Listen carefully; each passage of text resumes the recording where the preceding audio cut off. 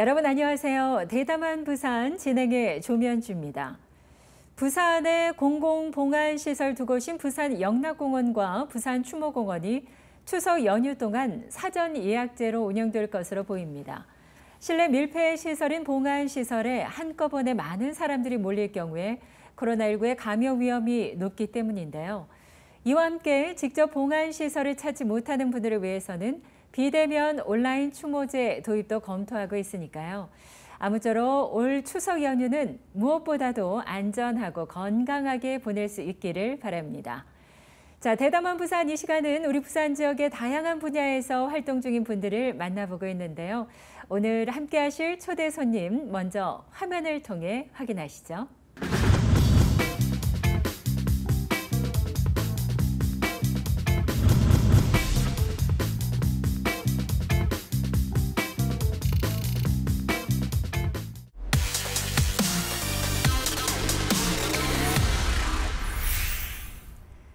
대담한 부산, 오늘은 부산 소상공인 연합회 김명수 부산과 제주 지역 본부장 함께 하도록 하겠습니다. 어서 오십시오. 네, 안녕하십니까. 네.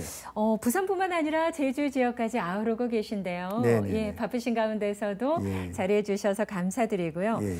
먼저 소상공인 연합회 어떠한 일을 하는 곳인지부터 좀 소개해 주시죠.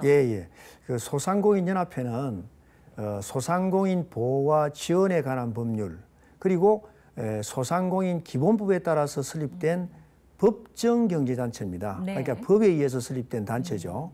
그리고 이제 그 산하의 90개의 그 각종 직능단체 그리고 전국 지자체 모두 지혜와 지부를 두고 있는 우리나라의 소상공인의 그 이익을 대표하는 법정단체로 되어 있습니다.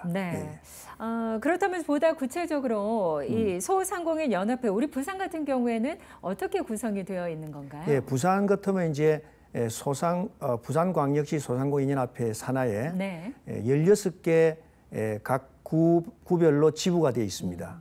지금은 이제 10개 지부가 지금 발대식을 갖췄고 나머지 6개 지부가 이제 곧 발대식을 이제 가질 예정으로 되어 있습니다. 부산의 16개 지부에 다 소상공인 연합회가 있는 거군요. 구성되어 있습니다. 소상공인들의 어떤 애로사항이라든가 또 현장의 목소리를 들으면서 그들의 권익 보호를 위해서 애쓰고 계신데 소상공인들이 상당히 많이 있죠. 우리나라의 소상공인 그 규모는 어느 정도나 됩니까? 우리나라의 이제 생산 가능 인구라는 거는 이제 15세 이상 인구를 말합니다. 세계적으로 동일하게 통계를 잡는데요. 생산 가능 인구가 한 4,400만 정도 되는데 그 중에서 이제 경제 활동 인구가 한 2,700만 정도 됩니다. 그 중에서 이제 한 2천만 명 정도가 이제 일반 근로자들이라든가 이런 쪽에 속하고 700만 명이 이제 소상공인이 되는데 그 중에서 100만 명이 또 무급 가족 종사자입니다. 그래서 전체적으로 600만 명 정도가 소상공인이 돼 있고 그 중에서 이제 나눈다면 또 자영업자로서 1인 자영업자가 한 400만 명, 나머지 한 130명 정도가 이제 그 고용원이 있는 자영업자입니다. 이렇게 근로자를 둔 자영업자 그렇게 구성되어 있습니다. 소상공인들이 생각했던 것보다 상당히 많네요. 그렇습니다. 그런 만큼 어떤 소상공인들이 어려움을 겪으면 경제 전반에 좀 흔들릴 수 있는 그런 위험도도 상당하겠는데요. 그렇죠. 그래서 이제 소상공인 보호와 지원에 관한 법률 이 자체가 우리가 생각하면은 마치 경제단체법만 되느냐 이런 생각을 가질 수가 있는데 소상공인 기본법도 그렇고 소상공인 보호 및 지원에 관한 법률도 그렇고 이 법률이 경제단체법도 되지만 소상공인의 그 경제적 사회적 지위 향상을 목적으로 한다 되어 있거든요. 그래서 이것은 경제단체법인 동시에 노동법과 같은 사회법적인 성격을 가지고 있습니다. 그래서 이제 우리가 경제단체라 그러면 보통 경제 5단체라 그러지 않습니까? 그럼 뭐 대한상공회의소, 뭐 경제인 경총, 아니면 뭐 대한무역협회, 중소기업연합회, 아니면 전국 경제인연합회 이런 걸 꼽고 있는데 저희들은 그 중에서 6번째 들어갈 수 있는 경제단체에도 해당되지만 저희들이 노동자라는 그런 어떤 그 사회법적인 보호를 받아야 되는 그러한 지위에 있는 거죠. 네. 예. 이 소상공인을 대변하는 유일한 경제 단체가 바로 네. 소상공인 연합회다 이렇게 예, 예. 이해를 할 수가 있겠군요. 예, 그렇습니다. 예. 그렇다면 소상공인들이 이 연합회에 가입을 하면은 구체적으로 어떠한 도움을 받을 수가 있는 겁니까? 네, 예, 예. 소상공인 연합회 저희가 법정 경제 단체이기 때문에 소상공인이면 다 저희들 다 회원이 되는 거예요, 실제적으로. 아, 네. 소상공인이 뭐냐? 우리 법에 5인 미만의 그 근로자를 고용하고 있는 업체가 소상공인이고 네. 제조업체 같으면 10인 미만입니다. 10인 미만의 근로자를 고용하고 있는 업체가 소상공인으로 분류가 돼서 네. 우리가 소상공인 확인증이라 하는 것을 우리 그 사이트에 들어가면 받을 수가 있거든요. 네. 받을 수가 있어서 각종 혜택을 받게 되는데 지금 소상공인의 그러한 입장에서 우리 소상공인을 이렇게 도와주는 측면에서 경제단체라는 이 소상공인 연합회가 법정경제단체이기 때문에 가입을 안 해도 혜택을 봅니다만은 네. 특별 회원으로 가입을 할 수가 있습니다. 네. 그게 이제 회비를 내면서 가입을 하면 네. 각종 우리가 정책을 만들고 그다음에 K-태그라는 공동 브랜드를 만들어서 우리가 서로 활동하고 네. 아니면은 각종 SNS 교육이나 여러 가지 교육에서 이제 먼저 우선적으로 혜택을 받을 수 있죠. 그런데 이제 저희가 법정경제단체이기 때문에 저희들은 약간 그런 공익적인 측면에서 굳이 뭐 특별히 아니라도 네. 저희들은 충분히 혜택을 받을 수가 있습니다. 네. 예. 사실 소상공인의 기준을 말씀하시면서 5인 미만의 사업장, 뭐 제조업체 같은 경우 10인 미만의 네. 사업장이 소상공인에 해당이 된다라고 하셨는데 어떻게 보면 가장 많고 또 가장 어려움을 겪고 계신 분들이 아닐까 싶거든요. 예. 그런 분들을 위해서 소상공인 연합회 뭐 가입이 저절로 되는 거고 예. 어떤 특별한 뭐 특별 회원의 경우에는 또 그 회원에 맞게끔 예. 또 다른 어떤 혜택도 있다라는 예. 말씀인데 그래도 누구에게나 문이 열려 있다라는 예, 그렇습니다. 말씀이군요. 예. 사실 코로나19가 이제 재확산되면서 예. 참 어려운 시기가 장기화되고 있지 않습니까? 예, 그렇습니다. 소상공인을 대변하는 만큼 현재 우리 소상공인들이 가장 힘들어하는 부분들 이 본부장님께서 그 누구보다 잘 알고 계실 것 같은데요. 우리 소상공인들 현재 어느 정도나 좀 어렵고 힘든 상황입니까? 예, 지금 뭐 실태 조사를 해보면은요, 전체 응답자의 72%가 폐업을 고려하고 있다 이런 얘기를 하고 있고 네.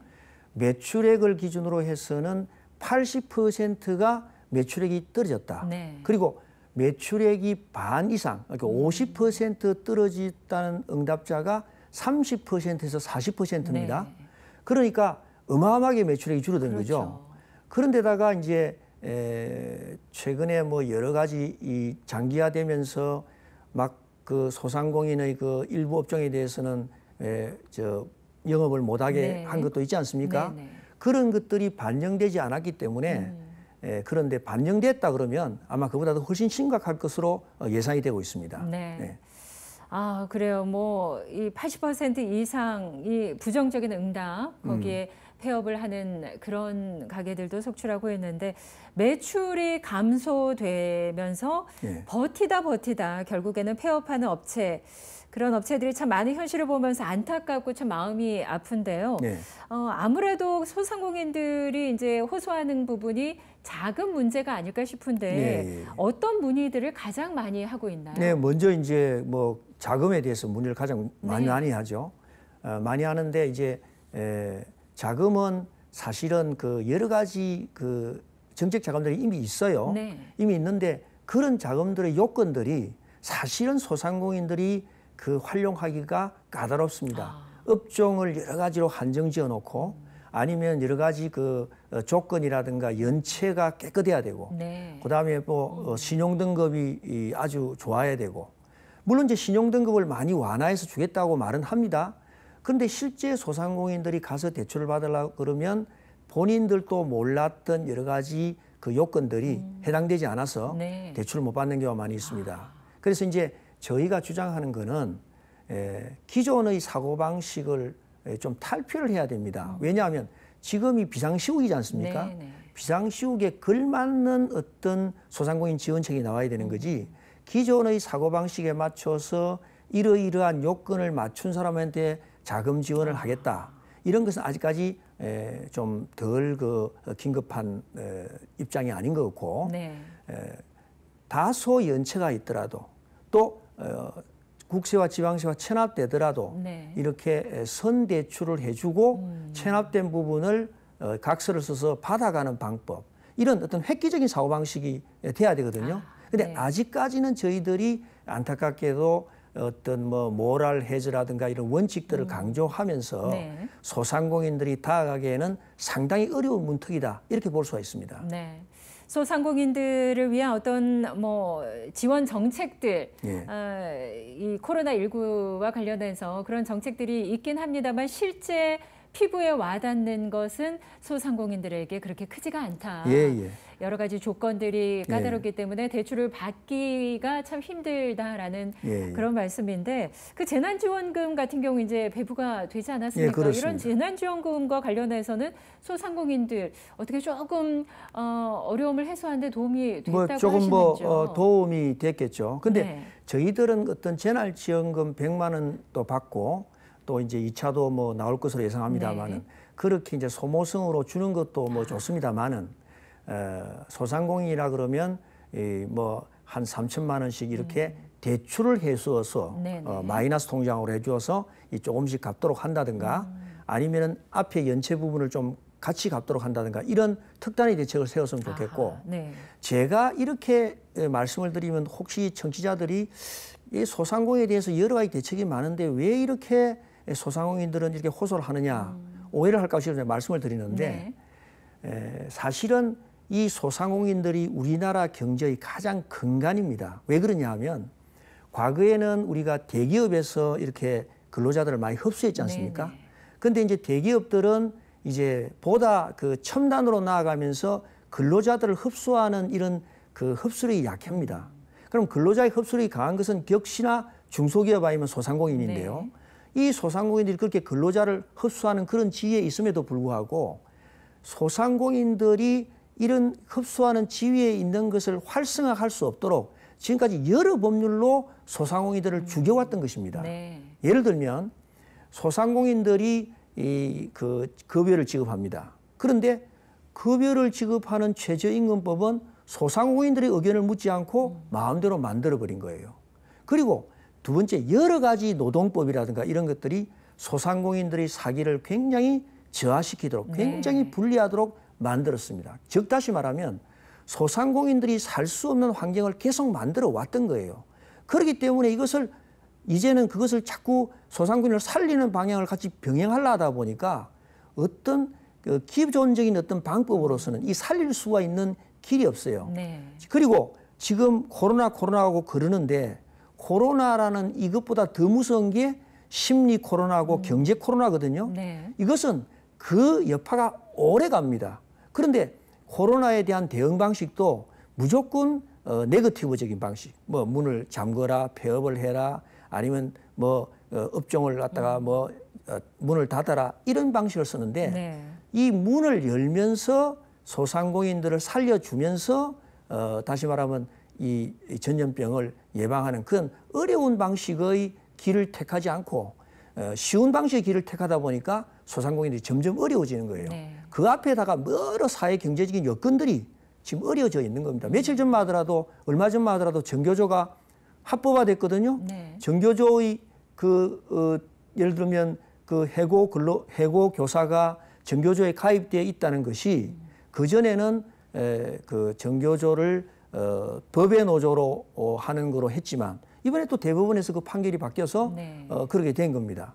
그러면 결론적으로 우리 사회에 잘 사는 근로자, 아주 그 귀족 근로자라고 하죠. 그런 귀족 근로자, 뭐 전공로라든가 전교조라든가 공무원이라든가 대기업 이런 사람에게만 혜택을 주는 사회경제적 방법이 계속 투여되고 있었던 거예요. 수년 동안에.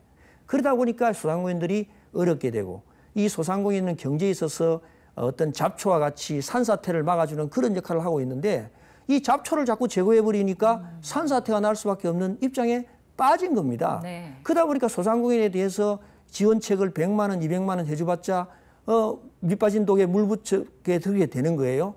그렇기 때문에 소상공인에 대한 지원책이 나오려면 보다 간편하고 획기적이고 이전과 같은 그러한 고정적인 틀에 박힌 생각에서 벗어나야 된다고 생각을 합니다. 네. 우리 김영수 본부장님께서는 이제 소상공인 연합회 본부장님이시기 때문에 그 누구보다 소상공인들의 입장에서 지금 이렇게 대변을 해 주셨는데 사실 코로나19라는 특수한 상황이기 때문에 어떤 지원책이라던가 또 이 대출에 있어서 좀 더 파격적이고 실질적인 도움이 될 수 있는 부분들이 필요하다라는 부분이고 또 우리 많은 국민들의 입장에서는 소상공인들이 이제 문을 닫는 그런 부분에 있어서는 가장 중요한 것이 지금 뭐 안전과 건강이기 때문에 그러한 부분들은 좀 불가피한 면도 없지 않아 보이고요. 그렇습니다. 자, 그렇다면 앞서서 뭐 최저임금제나 조 52시간제 등으로 인해서 소상공인들이 많은 피해를 좀 입고 있다라는 말씀도 해주셨는데 이렇게 소상공인들이 쓰러지지 않고 다시 일어서기 위해서는 사실 뭐 이 100만 원, 200만 원 이렇게 이 자금이 지금 당장은 도움이 될 수 있습니다만 보다 장기적인 관점에서 제도적인 정비가 좀 필요하지 않겠나 싶은데 어떠한 제도적 정비가 필요하다고 보시는지요? 장기적인 측면에서 제도적 정비는 먼저 최저임금제는 우리가 헌법적 가치를 가지고 만들어 가야 됩니다. 그렇지만은 최저임금제를 시행함에 있어서 업종별, 규모별 차등화를 해서 선별적으로 그것을 규제해 나가야 되고 두 번째, 각종 우리가 모든 그 노동법의 적용에 있어서도 그 규모가 작은 기업, 소상공인에 대해서는 그러한 규제에서 배제를 시켜줘야 됩니다. 그리고 각종 대출에 있어서 소상공인의 지위에 있다 그러면 대출에 있어서 파격적인 조건을 줘야 돼요. 만약에 내가 국세를 갖다가 500만 원 밀리고 있다. 그러면 3천만 원을 대출해 주는데 내가 각서를 쓰는 한이 있더라도 내가 연 2% 이자를 쓴다 그러면 10% 이자를 정해서 8%는 내가 이자를 갖고 나머지 2%는 이자를 갖고 8%는 가지고 밀린 국세를 갚는 그야말로 돈을 투여해 주고 국가의 그 부채를 회수해 나가는 방법을 써서 우수한 소상공인들, 활동력이 있는 소상공인들이 재개할 수 있는 길을 열어줘야 된다고 생각합니다. 재개할 수 있는 그런 희망이 필요하다라는 말씀인데 워낙에 이제 어렵다 보니까 그런 희망까지도 꺾이는 경우가 많은데 상황이 어렵다 보니까 폐업에 대한 문의도 지금 뭐 상당히 많다고요. 폐업에 대해서 가장 안타까운 문의가 어떤가 하면은 지금 당장 폐업하고 싶은데 임대차 보증금이 그 안에 들어가 있는 거예요. 근데 그분이 거기에는 장사가 좀 잘 되었기 때문에 그 임대차 계약을 한 3년이나 2년 해놓은 거예요. 그러다 보니까 지금 폐업하면 한 달에 200만 원이면 200만 원, 300만 원, 300만 원 해당돼 가지고 그 2년이면은 한 뭐 6천만 원, 5천만 원이 날아가야 된다는 말이죠. 그러다 보니까 그거를 어떻게 좀 설득을 해서 그 돈을 안 내릴 수 있는 길이 있느냐. 뭐 그런 문의도 많이 있고요. 그다음에 이제 폐업을 할 때 원상복귀를 시켜줘야 되는데 과연 내가 원상복귀를 시켜줄 그런 의무를 어디까지 져야 되느냐. 여러 가지 인테리어를 했기 때문에 그런 이제 문의도 있습니다. 그리고 또 최근에는 그 착한 임대인 운동이라 그래가지고 스스로 또 그 소상공인들을 보호하기 위해서 임대료를 깎아준 분도 많이 계십니다. 정부에서도 그분들을 보호해주기 위해서 여러 가지 그 정책을 하고 있고 대통령께서도 그것을 세액공제를 계속 해주라는 말씀이 계셨는데 그런 게 있음에도 불구하고 반면에는 그것도 견디지 못해서 폐업을 하려고 한다. 그런 말씀으로 요약을 할 수 있습니다. 자, 중요한 부분일 것 같은데요. 현재 소상공인들이 좀 이용할 수 있는 그런 지원책들 어떠한 것들이 있는지 좀 지원책들은 이제 일자리 안정자금, 그다음에 두루두루 사회 보험료 지원, 그리고 이제 아까 말씀드린 대로 여러 가지 그 대출 정책이 있습니다. 창업 지원도 있고요. 그다음에 이제 폐업에 대해서도 지원이 있습니다. 폐업을 할 경우에 또 전직을 할 경우에 교육을 받고 폐업을 하면 뭐 100만 원, 100만 원. 또 SNS 교육을 통해서 SNS 광고를 했을 경우에는 이렇게 그 광고료 중에서 한 50만 원을 또 지원해 주는 제도도 있습니다. 그처럼 소상공인을 위해서 많은 이렇게 관심을 기울이고 있는 것은 사실입니다. 예. 네. 지금 말씀해 주신 것처럼 여러 가지 지원책이 있기 때문에 본인에게 맞는, 본인이 궁금한 지원책에 대해서 좀 상담을 하고 싶다 하시는 분들은 어떻게 연락을 하면 예, 그러면 거죠? 이제 1522-0500 저희 소상공인연합회로 연락해 주시면 네. 해당되는 집으로 연락을 해 주시고 아니면 저한테 연락을 해 주십니다. 그럼 제가 구체적으로 상담을 해드리고 필요하면은 경영 상담사가 이제 전문 상담사가 네. 가서 이제 국가 예산으로 컨설팅을 해줍니다. 그러니까 국가 예산으로 컨설팅 해주는 제도도 있다. 네. 반드시 기억하시고 연락해 주시면 컨설팅 받으면 도움되는 사람이 많이 있어요. 네. 그래서 그 꼭 연락해 주시기 바랍니다. 네. 어려운 시기에 정말 이 지원을 받을 수 있음에도 불구하고 몰라서 또 못 받는 그런 예, 안타까운 그렇습니다. 일은 예, 발생하지 않도록 부산광역시 소상공인 연합회입니다. 1522-0500 1522-500번으로 문의하시면 보다 자세한 그런 지원책들 상담을 받으실 수가 있겠습니다. 본부장님 보시기에 지금 현재 우리 소상공인들에게 가장 필요한 거 뭐라고 생각을 하시는지요? 예, 이 가장 필요한 거는 의외로 지금 이 희망입니다.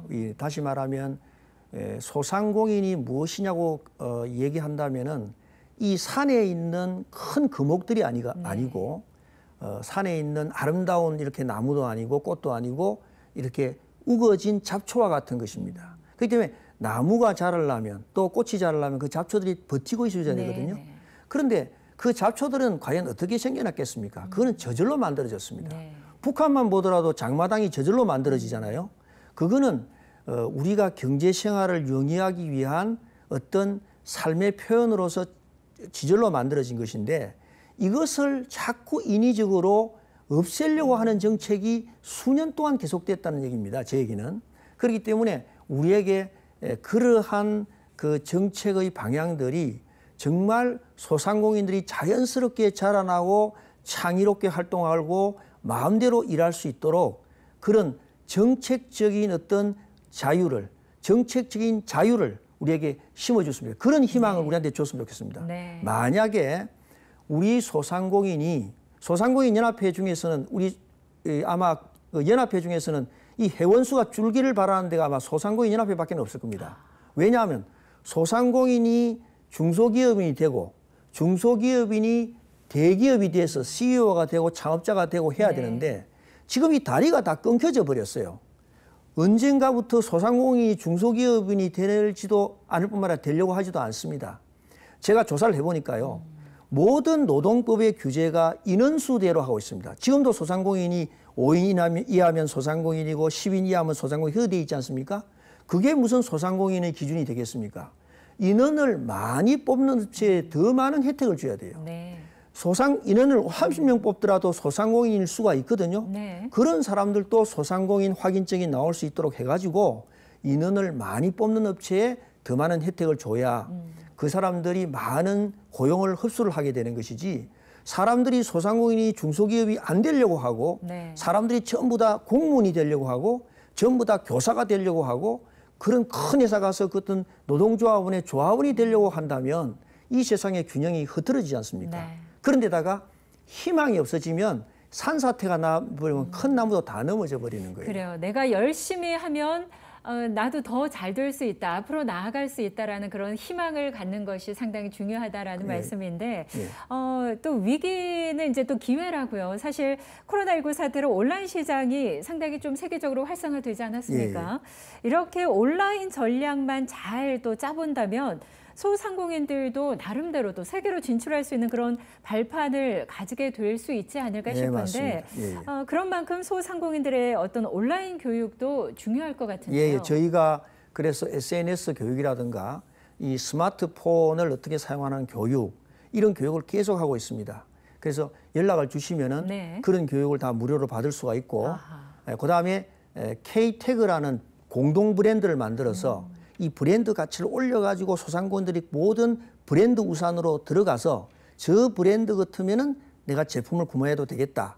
이런 마음을 심어줄 수 있는 K-태그 브랜드를 지금 계속해서 구축해 나가고 있습니다. 네. 예, 그렇기 때문에 지금 당장은 뭐 유명한 브랜드가 아니긴 하지만 미래가 있는 것이고 또 우리가 노력한 만큼 또 정책 방향을 우리가 틀 수 있는 그런 역량이 되도록 우리가 노력하고 우리가 집결한다면 우리가 정책 흡으로서 제대로 역할만 해준다면 국가의 정책이 바뀔 수 있는 거예요. 네. 국가의 정책은 우리의 뜻에 바뀌는 게 아니라 위정자 뜻에서 바뀌는 것이 아니라 우리의 뜻에 따라 움직여지는 것이거든요. 네. 그렇기 때문에 우리가 그런 생각들을 모아서 정책에 반영하면 우리에게도 좋은 날이 올 것이다 이렇게 네. 생각을 합니다. 이러한 온라인 교육 같은 경우에도 역시 소상공인 연합회로 문의를 하면 네, 받을 그렇습니다. 수가 있는 건가요? 예, 예. 지역별로 하고 있기 때문에 네. 본인이 가장 가까운 지역에서 교육을 받을 수가 있습니다. 네, 그래요. 코로나19로 언택트, 비대면, 온라인 마케팅이 상당히 중요한데 또 그 속에서도 살아남을 수 있도록 많은 교육과 지원들이 필요할 것 같고요. 네. 자, 마지막으로 당부의 말씀 좀 간단하게 남겨주시면서 마무리하겠습니다. 예, 예. 우리 소상공인 연합회는 법정 경제단체입니다. 그렇게 정부의 예산도 저희가 일부 받아서 쓰고 있는 단체입니다. 그렇기 때문에 우리는 무엇보다도 어떤 정치적으로의 중립성을 아주 중요시하고 있습니다. 그런데 소상공인이 어렵다 보니까 우리가 자꾸 소상공인 애로사항을 얘기하다 보니까 일부 애청자들은 야, 저분이 무슨 좀 정부에 대해서 반대하는 인사인가 이렇게 오해를 받을 때도 있습니다. 네. 전혀 그렇지 않고요. 네. 우리는 소상공인의 어려운 점을 주로 많이 얘기를 해주고 있습니다. 잘 되는 부분을 얘기하는 것보다 이것 좀 고쳐주시오. 네. 이런 말을 많이 합니다. 왜냐하면 저희는 사회법적인 그런 체제 하에서 어려운 소상공인의 지위를 향상시켜야 되는 책무를 가지고 있는 네. 거거든요.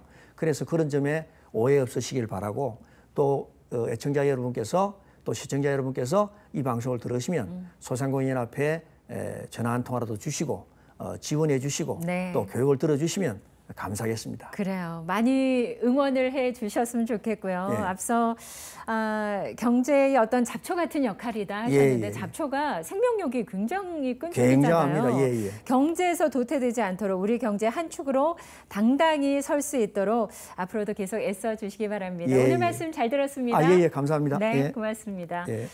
자, 지금까지 소상공인연합회 김명수 부산제주지역본부장과 함께 했습니다. 코로나19가 장기화되면서 많은 분들이 어려움을 겪고 있습니다. 특히나 지역 소상공인들이 피부로 느끼는 경제적인 충격은 더 크게 나타나고 있는데요. 아직까지 코로나19 상황이 안정기로 접어들지는 못했지만 그래도 전 세계가 불황을 극복하기 위해서 다 함께 노력하고 있는 만큼 끝까지 희망을 잃지 마시고 조금 더 힘내주시길 부탁드리겠습니다. 자, 대담한 부산 오늘 준비한 내용은 여기까지고요. 저는 다음 시간 다시 인사드리겠습니다. 고맙습니다. 하셨습니다.